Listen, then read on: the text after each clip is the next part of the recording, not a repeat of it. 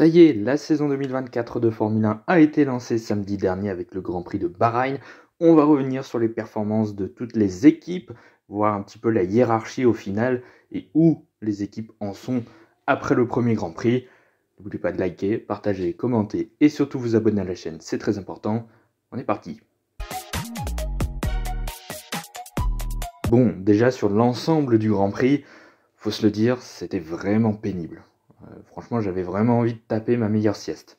C'est franchement dommage parce que je sens qu'il y a du potentiel quand même, parce que la grille, elle est super serrée en qualification.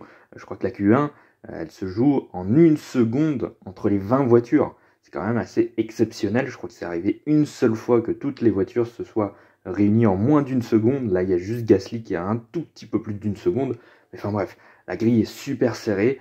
En course, c'est un petit peu pareil. On a des groupes de pilotes, notamment en fond de peloton, on a beaucoup de voitures qui sont assez égales en termes de performance, entre guillemets. Mais au final, on n'a pas vu beaucoup de batailles. Voilà.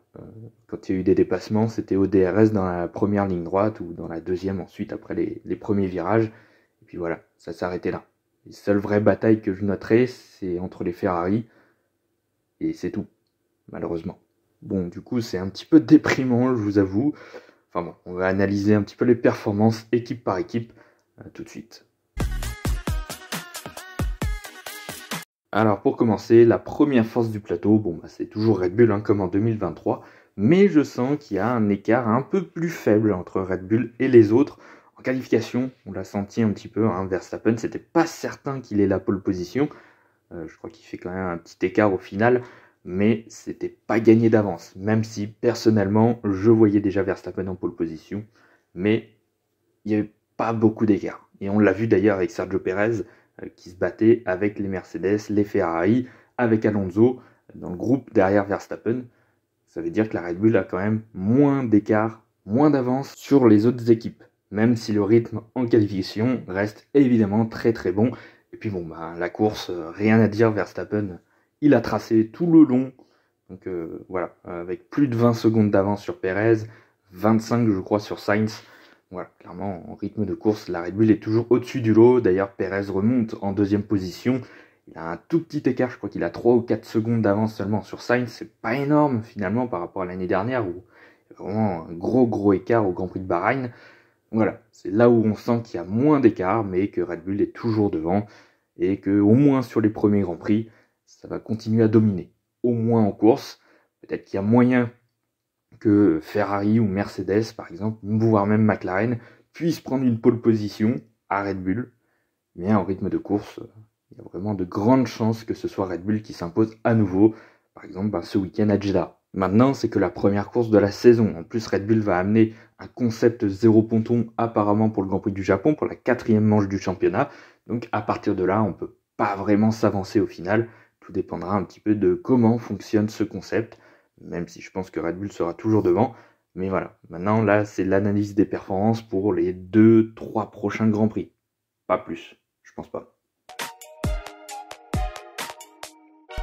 La deuxième force du plateau, ça semble être Ferrari, en tout cas pour le Grand Prix de Bahreïn, c'était la Scuderia qui termine à la 3e et 4e position en course. Le rythme de qualification a toujours été bon, comme la saison dernière. Leclerc était pas très loin de la pole position en première ligne, donc ça c'est franchement très bien, même si Sainz était un petit peu derrière. Le rythme de course, franchement très bon. Alors Leclerc a eu beaucoup de problèmes de frein au début de course et beaucoup de blocage de roues.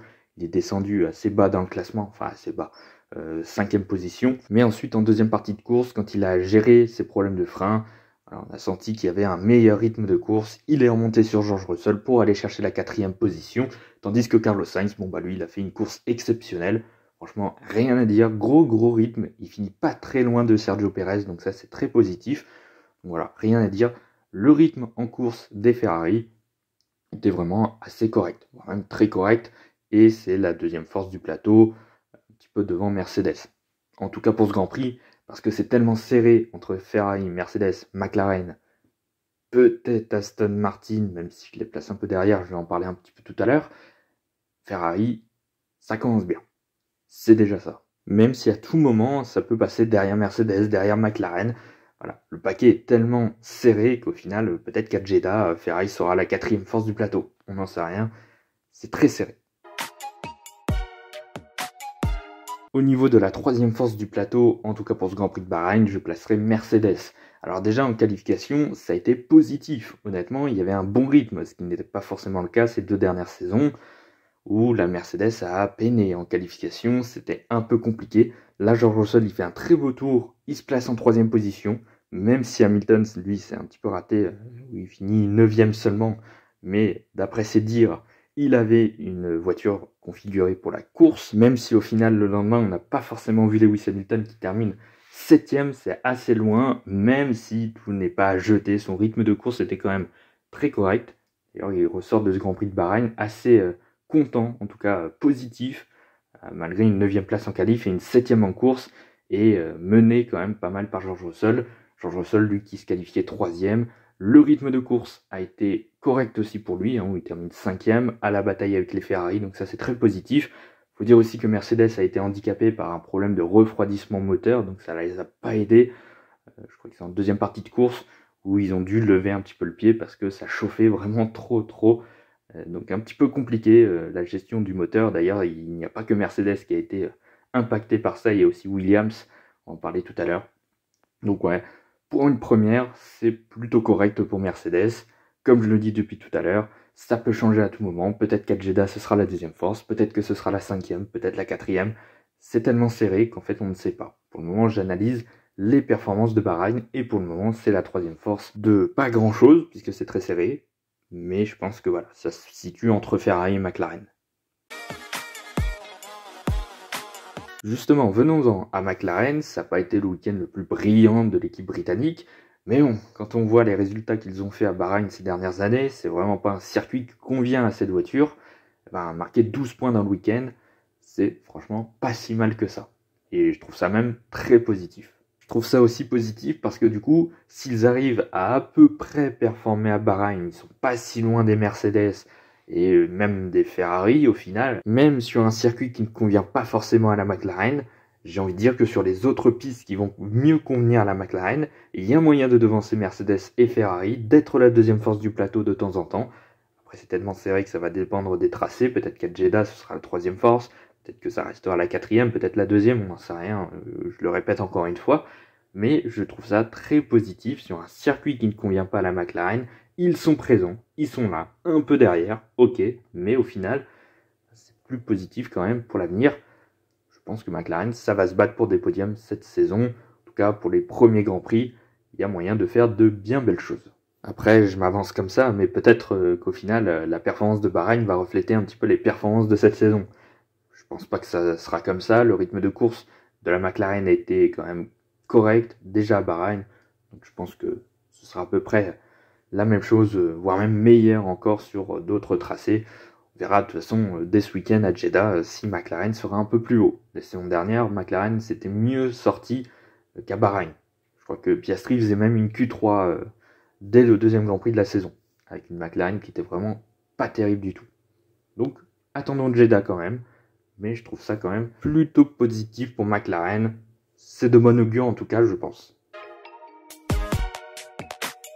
Passons maintenant à la 5e force de ce Grand Prix de Bahreïn, Aston Martin, qui pour le coup a été dans un no man's land, franchement toute seule. Alors en qualification, il y a toujours la patte Alonso, évidemment, en qualification, 6e à 6 centièmes de la P3. Vous imaginez, entre la P3 et la P6, il y avait 6 centièmes. C'est vraiment rien du tout, c'est moins d'un dixième, c'est quand même impressionnant entre 4 pilotes. Donc voilà, Alonso est vraiment pas passé loin d'une qualif qui a été correcte à une qualification excellente. Donc, franchement, chapeau. Bon, Lance Stroll a eu un peu plus de mal. J'ai envie de dire que c'est entre guillemets un petit peu normal. Mais en rythme de course, c'est pas dégueulasse. Mais il y a de l'écart. Il y a de l'écart avec la Ferrari, la Mercedes et la McLaren. Franchement, Alonso termine à plus de 20 secondes des pilotes de devant, d'Oscar Piastri par exemple. Voilà, c'est un gros gap quand même.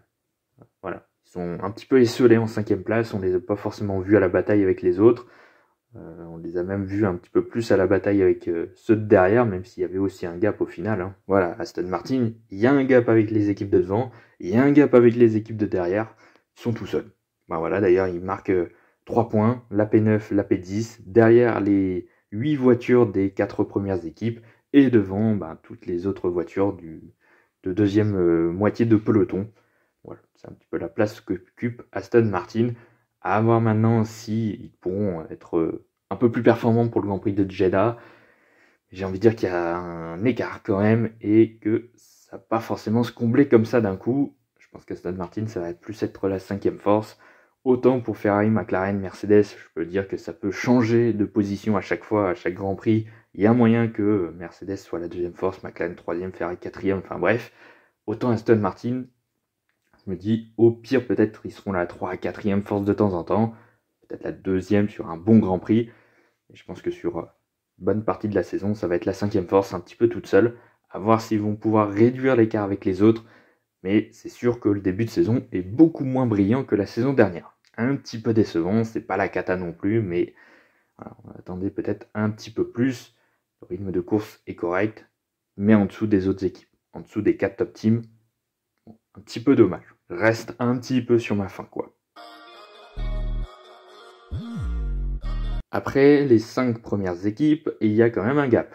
Et d'ailleurs, aucune des 5 autres équipes derrière n'a marqué de points. Les 10 voitures des 5 premières équipes ont marqué tous les points. Donc pour la lutte aux points, ça va être très difficile. Il va falloir saisir la moindre opportunité pour ces 5 dernières équipes, à commencer par l'équipe RB, l'équipe Racing Bulls, l'équipe AlphaTauri, l'équipe Toro Rosso, l'équipe Visa Cash App, enfin tout ce que vous voulez. Moi, je vais l'appeler l'équipe RB ou Racing Bulls, on va voir. Enfin bref, cette équipe RB, elle a été la meilleure peut-être de la deuxième partie de peloton, mais on reste un petit peu sur notre fin aussi. On en attendait peut-être un petit peu mieux. Je placerai cette équipe en tant que 6e force du Grand Prix de Bahreïn, mais vraiment de très très léger. Elle n'a pas dominé la deuxième partie de peloton, disons-le comme ça. Qui termine 13 et 14e, c'est assez pas décevant, mais on attendait un petit peu plus. Alors ceci dit, le rythme en qualification a été bon. Tsunoda n'est pas passé loin de la Q3 d'ailleurs, il se qualifie 11e, ce qui franchement est vraiment bien. Ricciardo il a un peu plus de mal, mais ça passe en Q2, voilà, normalement quoi. C'est à peu près là où on les attendait. Il y en a certains qui les voyaient déjà se battre avec Aston Martin, voire même devant Aston, parce que ils ont des pièces de Red Bull et qu'ils ont une grosse aide de Red Bull. Au final, ça n'a pas fait la différence. Et puis en course, le rythme était correct. Alors Tsunoda, en début, ça fait un bon rythme de course, où il se retrouve 10e, un bon moment de la course. Et puis ensuite, le rythme était correct, mais sans plus. Et Ricciardo, lui, était plus en milieu de fond de peloton à peu près. Un petit peu compliqué, il est remonté un peu à la fin avec les softs. Voilà, le rythme est correct, mais ça casse pas la baraque. Disons qu'en fait, ce qui relègue les RB à la 13 et 14e position, enfin surtout la 14e place de Tsunoda, c'est la stratégie. Franchement, ils se sont foirés totalement sur la stratégie de Tsunoda. Ils sont undercut par 3 ou 4 pilotes d'un coup. Enfin, c'est terrible. Les 2 arrêts au stand, en plus, je crois qu'il se rate sur les 2 arrêts. Où Tsunoda il ressort à chaque fois derrière des pilotes. Enfin, c'est une catastrophe. Et puis la cerise sur le gâteau, c'est le swap de position à la fin du Grand Prix pour aller chercher Magnussen pour une 12e place. Voilà, ils font passer Ricciardo en soft devant Tsunoda en hard. Ça peut se comprendre au début, ok. Bon, après, c'est pour une 12e place, donc de toute façon, ça ne score pas de points. Mais au pire des cas, ça peut se comprendre. Mais bon, au final, Ricciardo est resté devant, c'est ça qui me gêne un petit peu, sur le principe, parce qu'au final, ça changerait que Tsunoda fasse 13 ou 14, et Ricciardo 13 ou 14. Ça change absolument rien du tout, mais sur le principe, ça aurait été sympa quand même de laisser passer Tsunoda. Il a quand même été meilleur que Ricciardo sur le week-end. Voilà, petite polémique. En plus, ça commence. Il y a quelques tensions entre Ricciardo et Tsunoda, en tout cas en ce moment. Ça va redescendre un peu pour le prochain week-end, j'imagine. Mais bon, ça commence pas super pour cette équipe. En tout cas, s'il y a des problèmes sur les 5 équipes de devant, sur une des voitures des 5 équipes de devant, je pense que l'équipe RB peut être l'équipe la mieux armée pour aller chercher, pour aller grappiller quelques points, 1 ou 2 points, 4 points éventuellement. Voilà, il n'y aura pas beaucoup plus cette saison par Grand Prix, ce sera 4, 2, 1 point, voilà, 8, 9, 10e, un truc comme ça. Vraiment dans une course folle, aller chercher pas loin d'un top 5. mais pas plus. Mais je pense que cette équipe RB, c'est peut-être la mieux armée pour aller chercher des points dans la deuxième partie de peloton. Mais attention, parce que les autres équipes sont franchement pas très loin. Ensuite, je ne saurais pas vraiment dans quel ordre placer les équipes. Je vais placer l'équipe Sauber à la 7e place, mais franchement, je ne sais pas vraiment si c'est réellement la 7e force du plateau. Williams et Haas étaient à peu près au même niveau. Enfin, ça dépendait un petit peu des voitures au final. Cette équipe Sauber, bon, c'était pas forcément exceptionnel. Le rythme de qualification, les deux Sauber passent pas en Q2, un petit peu décevant. Ensuite, le rythme de course, bon, pas terrible non plus, assez moyen. Bon, c'est à peu près à la place où on les attendait. Je m'attendais franchement à pire quand même. Je m'attendais à ce que ça fasse P18, P19, P17, un truc comme ça. Enfin, des places vraiment pas terribles. Au final, Guan Yu Zhou, avec une très bonne stratégie, finit 11e. Donc quand même, c'est très très bon. C'est le meilleur des autres au final. Donc ça, c'est plutôt positif. Bottas, lui, on peut pas dire beaucoup de choses sur sa course parce que dès le premier virage, il casse l'aileron sur Hülkenberg. Et puis en plus, il y a cet arrêt de 52 secondes interminable. Au final, il termine avant-dernier. Mais voilà. De toute façon, je pense pas que ça aurait été guère très haut. Mais voilà, le rythme de la Sauber est un petit peu en dessous. Même si, honnêtement, je m'attendais à pire de la part de Sauber. Je repars de ce Grand Prix de Bahreïn avec un petit peu plus de positif par rapport aux attentes que je donnais à cette équipe Sauber.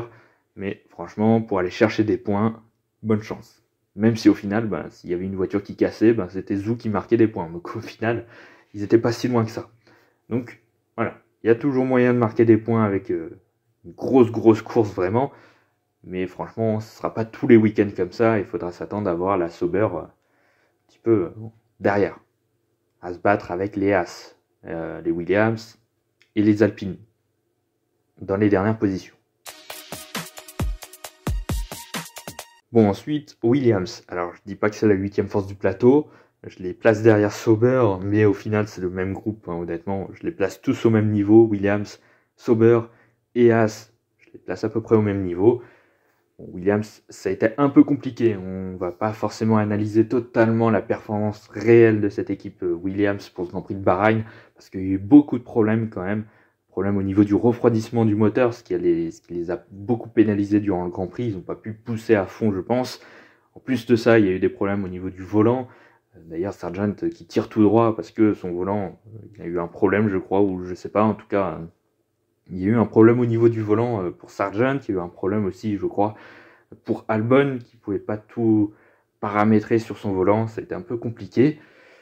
Donc ouais, pas mal de soucis au final pour Williams, un petit peu comme depuis les tests hivernaux au final où il y a eu pas mal de problèmes aussi. Donc un petit peu décevant. Hein. Quand on voit qu'Albon scorait 1 point au Grand Prix de Bahreïn avec une 10e place et que Sargent terminait 12e et que là ils font 15 et 20, bon, ça pique un petit peu. Je veux pas dire qu'ils sont tournés en fond de peloton, mais c'est plus l'équipe qui mène les équipes de fond de peloton. La saison dernière, ils ont à peu près mené les équipes Alfa Romeo, Haas et AlphaTauri. Là, cette année, ils sont un petit peu dans le même groupe. Ils sont même dépassés par l'équipe Racing Bulls. Donc, un petit peu délicat à voir sur les prochains Grands Prix. Mais il y a clairement beaucoup de choses à améliorer. Mais ça part pas vraiment du bon pied. À voir par la suite. Après, on a cette équipe Haas. Au final, c'est plutôt positif. On s'attendait à bien pire. On la voyait en tant que dernière force du plateau et assez loin. Et au final, elle est dans le groupe de Williams, dans le groupe de Sauber. Donc finalement, c'est très positif. Le rythme en qualification, il est toujours là avec un Hülkenberg qui se place en Q3. Magnussen qui passe en Q2 aussi, même si c'est assez loin d'Hülkenberg au final. Mais quand même, les deux voitures passent en Q2. Il y en a même une des deux qui passe en Q3. Donc ça, c'est très positif. Ils ont gardé le rythme de qualification qu'ils avaient en début de saison 2023 et sur la première partie de saison 2023 surtout. Mais surtout, le gros point positif, c'est le rythme de course. On a vu, ils se sont préparés à ça tous les tests de l'hiver. On a vu ça, ça a payé. Le rythme en course était pas dégueulasse. Magnussen, il remonte 12e. Hülkenberg, il a ce problème au premier virage, il casse son aileron sur Stroll. Un petit peu dommage. Du coup, ça le refait partir au fond de peloton. Il termine que 16e. Mais honnêtement, le rythme de course était pas dégueulasse. Il était quand même meilleur que la saison dernière. Ils se sont pas fait larguer par les autres. ça c'est positif. Maintenant, malheureusement, avec une voiture comme ça joue pas les points, parce que les 5 premières équipes sont beaucoup trop loin. Donc, est-ce qu'ils vont être capables de saisir des opportunités si des voitures cassent ou il y a des problèmes sur les voitures de devant? Je suis pas sûr non plus. Honnêtement, je pense que ça va plus dépendre de la piste, parce que le groupe est tellement serré entre Williams, Sauber, RB et Ast, qu'au final, ça dépend un petit peu de la piste. Je pense pas que ce soit As qui soit la favorite au niveau des constructeurs de deuxième partie de peloton pour aller chercher des points s'il y a des problèmes devant. Mais bon, voilà, le rythme de course, il est correct. Ça, c'est déjà un gros point positif et un gros step en avant par rapport à la saison dernière. En tout cas, l'équipe commence plutôt bien cette saison avec un bon Grand Prix de Bahreïn. À voir maintenant, parce que les performances de la Haas à Bahreïn sont plutôt correctes. Chaque année, il y a toujours des trucs qui se passent plutôt bien pour Haas. Donc, à voir maintenant ce qui se passera à Jeddah et sur les autres Grands Prix. En tout cas, s'ils arrivent à conserver ce rythme de course, au moins sur les premières courses, ce sera déjà pas si mal que ça. Et enfin, ça pique très fort de mettre Alpine en tant que dernière force du plateau. Il y a même une marge. Et là, ça fait mal. Là où Alpine, la saison dernière, était la 6e force du plateau, vraiment toute seule, les 5 premières équipes étaient très loin devant, les autres derrière étaient très loin derrière, autant là, ce Grand Prix de Bahreïn est catastrophique. Cette voiture, elle est nulle, tout simplement. Il n'y a rien à retenir de positif de ce week-end, il n'y a rien qui va. Alors ils ont peut-être trouvé des choses qui n'ont pas fonctionné et qui vont développer par la suite, donc ça c'est plutôt positif. Alors, on verra par la suite, mais en tout cas ce Grand Prix de Bahreïn, qu'est-ce que ce fut dur. La qualification c'est horrible, P19, P20, même si honnêtement au final c'est quand même à seulement 1 seconde de la première place en Q1. C'est pas si loin, il passe pas loin de la Q2 non plus, Ocon il est pas si loin de la Q2, mais enfin bon, c'est Alpine quoi, normalement ça doit passer en Q2 facilement quoi.